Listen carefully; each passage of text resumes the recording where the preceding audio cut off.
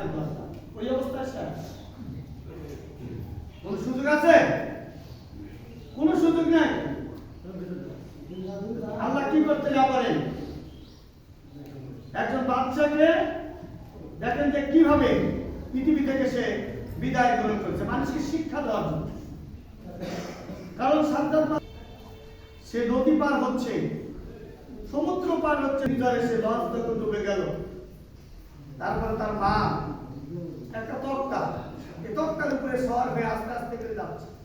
প্রসব বেদনা শুরু হলো, এত ঘূর্ণিঝড়, এই যে একটা করে ঢেউ আসছে, পানি নিচে যাচ্ছে, আবার উঠে উঠে প্রসব বেদনা শুরু হয়। আর সেই অবস্থায় প্রসব বেদনায় তখন তো কেউ নাই, ইবাদত করার মালিক কে? আল্লাহ। আল্লাহ রাব্বুল আলামিন বলেন, সাজ্জাদ তোমাকে আমি এমন ভাবে পৃথিবীতে নিয়ে এসেছি যেই সময় এত ঘূর্ণিঝড়, এত পানি, তোমার মা প্রসব বেদনার মাধ্যমে তোমাকে কি করেছে, সেই সমুদ্রের ভিতরে তোমাকে বাচ্চা প্রসব করেছে। আর তোমার মা প্রসব বেদনার মধ্য দিয়ে তোমাকে যখন প্রসব করেছে, কিন্তু আমি আল্লাহর হুকুম ছিল তোমার মা দুনিয়া থেকে বিদায় গ্রহণ করেছে, তোমার মাও ইন্তেকাল করেছে, তুমি তো একবারে নিঃস্ব ছিলা।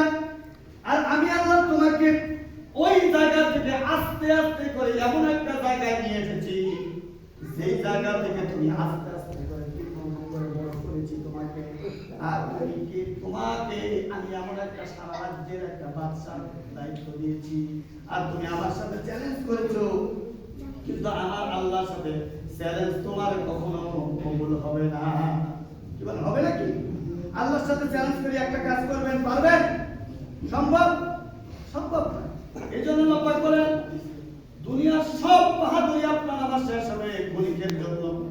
যে অবস্থায় থাকি না কেন, যত অর্থ সম্পদের মালিক হই না কেন, যত বড় বাহাদুরি হোক না কেন, কিন্তু আল্লাহ রাব্বুল আলামিন যদি আপনাকে আমাকে দুনিয়া থেকে বিদায় গ্রহণ করান, তাহলে এখান থেকে আপনার আমার আর কি করার আছে?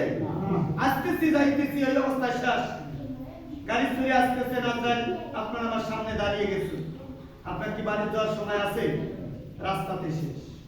কি বলছি, হুন্ডা চলে যাচ্ছেন, ওই